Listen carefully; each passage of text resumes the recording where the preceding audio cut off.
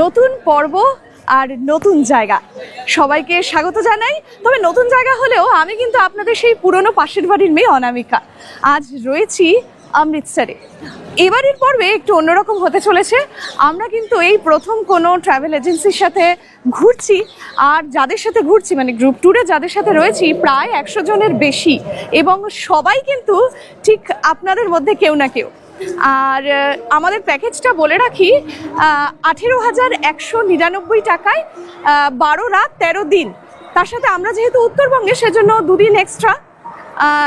এই যে পুরো প্যাকেজে 18,199 টাকায় কি কি দেখবো, কি কি পাচ্ছি, কি কি খাবো, সমস্ত কিছু থাকছে পর্বে। এবং তাছাড়াও আপনারা জানেন আমরা সবসময় একটু অন্যরকম দেখাতে চাই, সেসব তো রয়েছে। তবে আমাদের এই প্যাকেজটা কিন্তু কাশ্মীরের মূলত টিউলিপ উৎসবের। শুরু হচ্ছে অমৃতসর থেকে, অমৃতসর, তারপর আমরা কাশ্মীরে যাব কাটরা, তারপর মূল কাশ্মীর। তো অমৃতসর, বৈষ্ণোদেবী, মূল কাশ্মীর সমস্ত কিছু পরপর আসবে, সঙ্গে থাকতে হবে এই পর্বে। অমৃতসর ভ্রমণ কোথায় কি খুঁটিনাটি সমস্ত কিছু রয়েছে, আর তার সাথে প্যাকেজে কি কি পাচ্ছি, সস্তা পড়লো নাকি। আর এ পর্বে কিন্তু আমার রিভিউর থেকেও বেশি আপনি রিভিউ পাচ্ছেন আপনাদের মধ্যে যারা যারা রয়েছেন আমার সঙ্গে তাদের। চলুন শুরু করি অমৃতসর ভ্রমণ।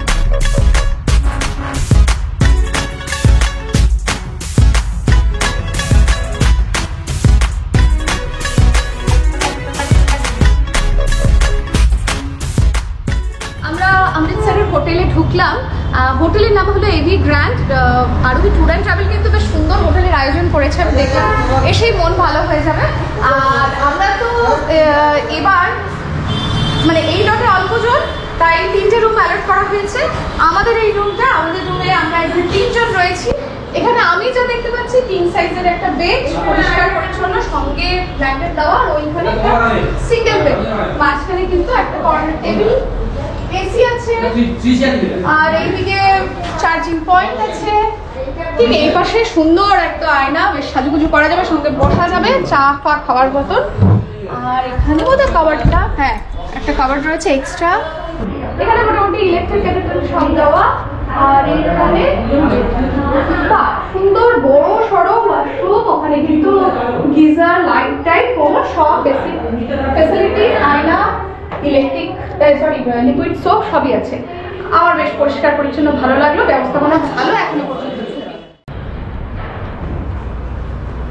পুরো সাজো সাজো রব। আর আমার না প্রথমবার এরকম গ্রুপ ট্যুর বা কোনো ট্রাভেল এজেন্সির সাথে মনে হচ্ছে বিয়ে বাড়ি এসছি, দারুণ লাগছে। আমরা কালকে রাতে এসছিলাম, তখনও এই প্যান্ডেল ট্যান্ডেল হয়নি। রান্নাটা কোথায় হচ্ছে দেখে আসি। এই আমি কি বরপক্ষ না কোনে পক্ষ? ও আলু হচ্ছে এখন, মাছ একদম, আচ্ছা মাছের মাথা দিয়ে কিছু হবে নাকি? একদম মাছের পুরো একদম কড়া কালকে। আচ্ছা এটা কিচেন আছে, রান্নার কিচেন, ওটা কি কি রান্না হচ্ছে সব তুলে ধরো কিচেনে হচ্ছে। ও একদম দারুণ। মাছ ভাজা, ঝোলে মাছ দুটোই আছে, যে যেটা খায় তাই তো। ফুলকপি দিয়ে ঝোল করেছি আলু দিয়ে একদম। বাহ, দেখে ভালো লাগছে। কে দেখবে? খেয়ে দেখেন, আর অত মাথা চিন্তা করে লাভ আছে। ডিম করব, রাত্রিরে ডিম হবে, ডিমের ঝোল ভাত।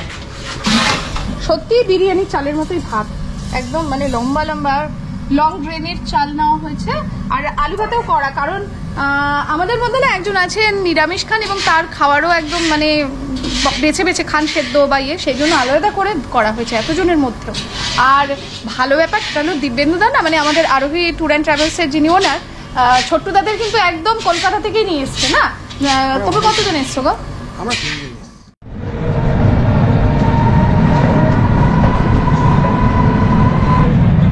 আমরা চললাম স্বর্ণ মন্দিরের উদ্দেশ্যে। তবে স্বর্ণ মন্দির যাওয়ার কিন্তু অনেকগুলো গেট রয়েছে। আমরা যাচ্ছি জালিয়ানওয়ালা বাগ যে গেটটা, সেখানে তার কারণ রয়েছে। প্রথমেই দেখবো জালিয়ানওয়ালা বাগ, কারণ এখন বিকেল 4টে মতো বেজে গেছে। তো আমরা ওটা আগে দেখবো, তারপরে দেখবো পার্টিশন মিউজিয়াম, এবং শেষে স্বর্ণ মন্দির, কারণ স্বর্ণ মন্দির দিন রাত 24 ঘন্টা খোলাই থাকে। আর রাতের স্বর্ণ মন্দির দেখার একটা মজাই আলাদা। সব দেখতে দেখতে হয়তো সন্ধ্যে নেমে আসবে। চলুন আর দেরি করবো না, একটা কথা বলে রাখি, আমাদের হোটেল থেকে এই যে স্বর্ণ মন্দির যাওয়ার জন্য জালিয়ানওয়ালা বাগের যে গেটটা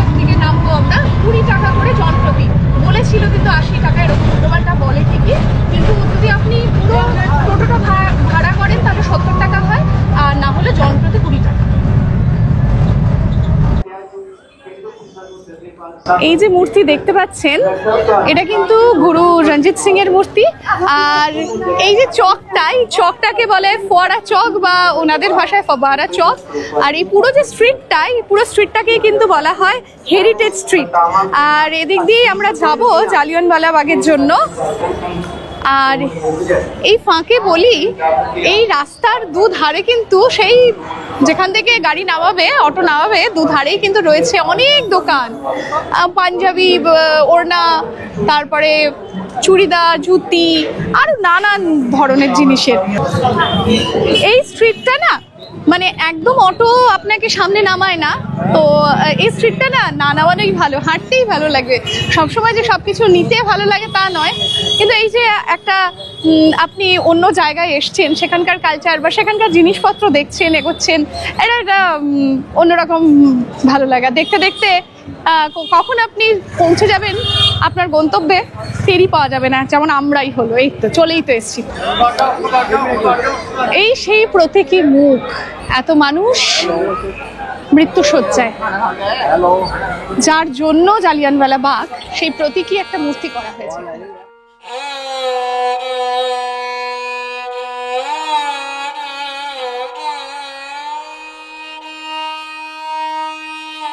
আপনি যদি অমৃতসর ঘুরতে আসেন, নিশ্চয়ই আপনার লিস্টে জালিয়ানওয়ালা বাগটা থাকবেই। কিন্তু জালিয়ানওয়ালা বাগ কি শুধুই একটা দর্শনীয় স্থান? ভারতবর্ষের বুকে একটা কালো স্মৃতি, একটা হত্যাকাণ্ড জড়িয়ে রয়েছে। সালটা 1919, 13ই এপ্রিল। রাওলাট আইনের বিরুদ্ধে এখানে জনসমাবেশ হয়। রাওলাট আইন মানে ভারতীয়দের বিনা অপরাধে, বিনা বাক্য ব্যয়ে পুড়ে দিতে পারে জেলে। আর এই আইনের বিরুদ্ধে সমাবেশ হয়, সমাবেশ করে সাধারণ নিরস্ত্র মানুষ। তখনও কিন্তু ভারতবর্ষ ভাগ হয়নি। আর এর বিরুদ্ধে তখনকার ইংরেজ সেনাপতি জেনারেল ডায়ার কি করলেন, চারিদিক থেকে সৈন্যদের দিয়ে গুলি বর্ষণ করলেন। আর ভারতীয় সেসব নাগরিক প্রাণ হারালো, অনেক মানুষ। তার বিরুদ্ধে রবীন্দ্রনাথ ঠাকুর ইংরেজদের দেওয়া নাইটহুড উপাধি ত্যাগ করেন। এই এক কালো অধ্যায়কে বুকে নিয়ে দাঁড়িয়ে রয়েছে এই জালিয়ানওয়ালা বাগ। প্রবেশের পর বাঁ দিকে এগোলেই চোখে পড়বে একটা বড় কুঁয়ো, যেখানে প্রচুর সংখ্যক মানুষ সেদিন প্রাণ বাঁচাতে ঝাঁপিয়ে পড়েছিল। প্রায় 120টি মৃতদেহ পাওয়া গিয়েছিল শুধু এই কুঁয়ো থেকেই। 1650 রাউন্ড গুলি চালানো হয় যতক্ষণ না রাইফেল শেষ হয়। এই ক্ষত আজও দগদগে ঘায়ের মতো দেয়ালের গায়ে তার সাক্ষ্য বহন করে চলেছে।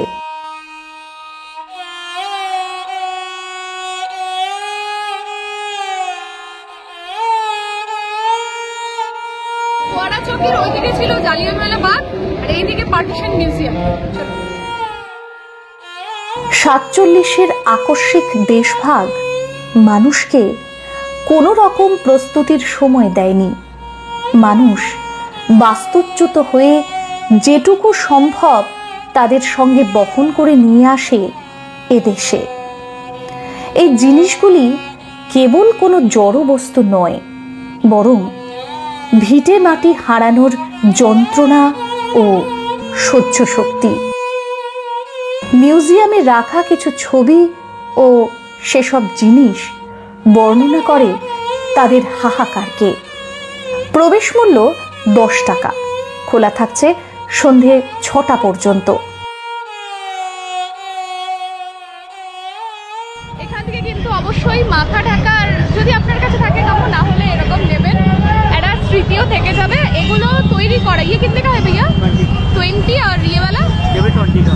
तो 10 का कौन सा है? बोल रही थी कोई 10 का भी है? ये छोटा वाला। अच्छा, ये है 10 का। इसको क्या बोलते हैं आप लोग? ये पटका होता है बांधने के लिए। पटका बोलते हैं। अच्छा, জালিয়ানওয়ালা বাগের যে এক্সিট গেটটা বেরিয়ে এই ফুচকা খেলাম, তার পাশেই উঁকি মারছে একটু অন্যরকম।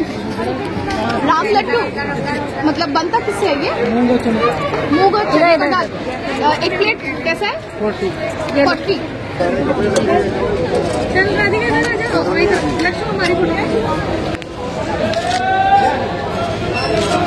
स्पाइसी रहना।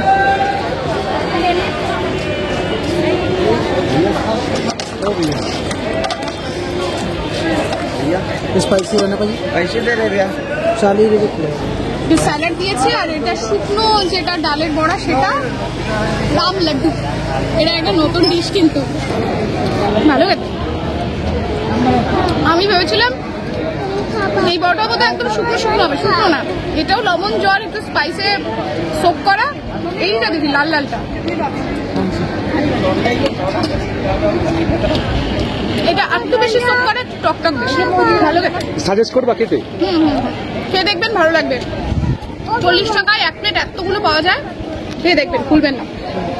কিন্তু আমি জানি না এর নাম রাম লাড্ডু কেন, তবে এটার মধ্যে না একটা ধোঁয়ার গন্ধ রয়েছে, ওই যে নিচ থেকে একটা ধোঁয়ার ব্যাপার করেছে, স্মোকি ফ্লেভার। স্মোকি ফ্লেভার রয়েছে।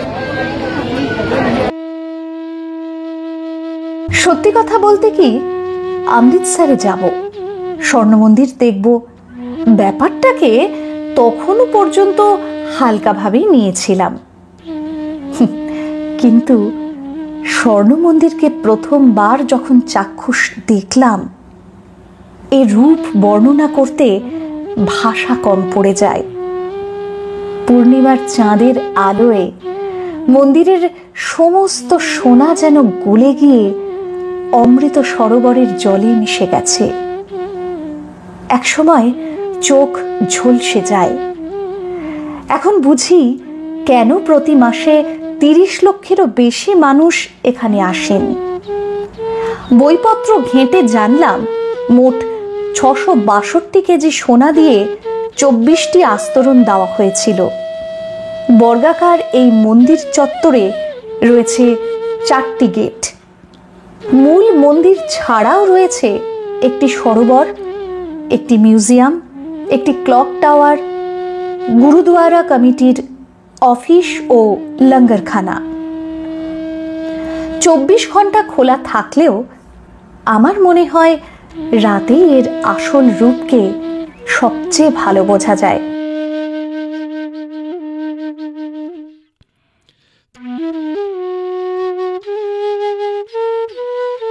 এই মুহূর্তে আমরা কিন্তু রয়েছি শ্রী দুর্গিয়ানা টেম্পলে। অমৃতসর ভ্রমণে এলে এই শ্রী দুর্গিয়ানা টেম্পল কিন্তু মিস করবেন না। হিন্দু মন্দির হলেও এর স্থাপত্য স্বর্ণ মন্দিরের অনুরূপ, যে কারণে দুর্গিয়ানা মন্দিরকে অনেকেই ছোট স্বর্ণ মন্দির বলে থাকেন। মন্দিরটি দেবী দুর্গার উদ্দেশ্যে নির্মিত, তবে 1টা থেকে 3টে অবধি মন্দির বন্ধ থাকে।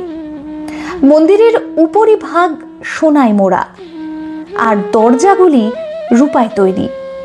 দেয়ালে শ্বেতপাথরের ওপর রঙিন নকশা। মন্দির প্রাঙ্গণে রয়েছে বৃহৎ দুর্গিয়ানা সরোবর। দুর্গিয়ানা মন্দিরের পাশেই বড় হনুমান মন্দির। মন্দির প্রাঙ্গণে একটি বটবৃক্ষ রয়েছে। বলা হয় শ্রী রামচন্দ্রের অশ্বমেধ যজ্ঞের সময় লবকুশ হনুমানজিকে এই গাছের সঙ্গেই বেঁধেছিলেন। এখানে হনুমানজি বসে আছেন। এই বসে থাকা রূপ এই স্থান ছাড়া কেবলমাত্র অযোধ্যা হনুমানগড়িতেই দেখা যায়। পুত্র প্রাপ্তির কামনায় মানুষ এখানে ভিড় করেন।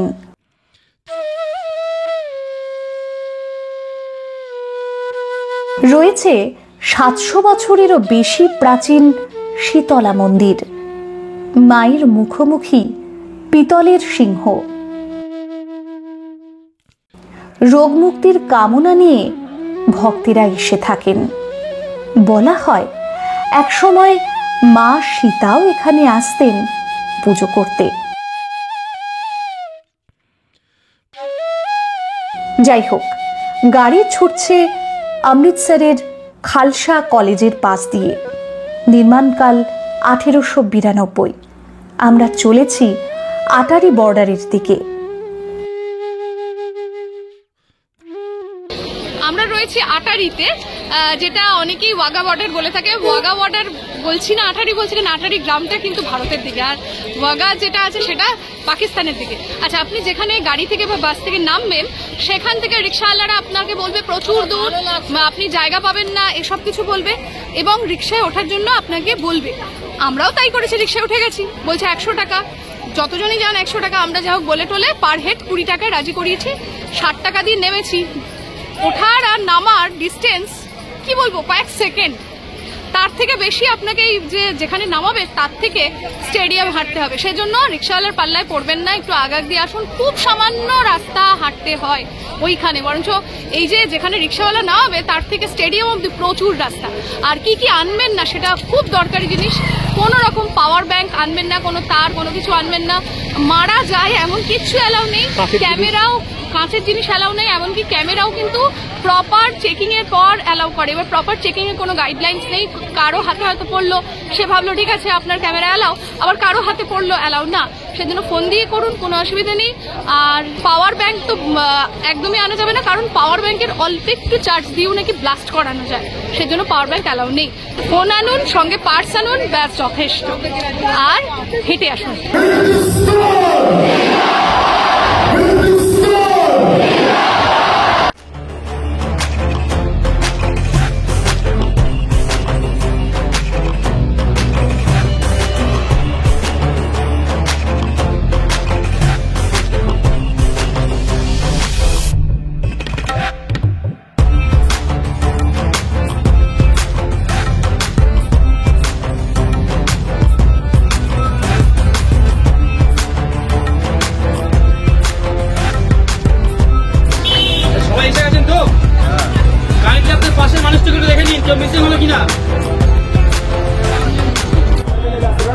আমাদের প্রায় 100 জন। জিজ্ঞেস করছি সবাইকে, জোরে বলবেন কেমন লাগছে। আমি কিন্তু বিভিন্ন সময় জিজ্ঞেস করবো, এটা শুনবো আপনাদের সকলের মতামত। একদম ঠিকঠাক করে বসেছি। আর AC Volvo bus, sleeper class, আর দারুণ ব্যাপার। আমরা যাচ্ছি অমৃতসর থেকে কাটরা, আর 18,199 টাকায় এই বাস ইনক্লুড। এটা দারুণ ব্যাপার। তবে আগামী পর্বে যে কাটরা আসতে চলেছে বুঝতেই পারছেন, আগামী পর্ব হতে চলেছে কাটরা ভ্রমণ নিয়ে। আর এই পর্ব এখানে শেষ করছি। ভিডিও ভালো লাগলে লাইক, কমেন্ট, শেয়ার করতে ভুলবেন না। আজ আসি, খুব তাড়াতাড়ি দেখা হচ্ছে। Good bye.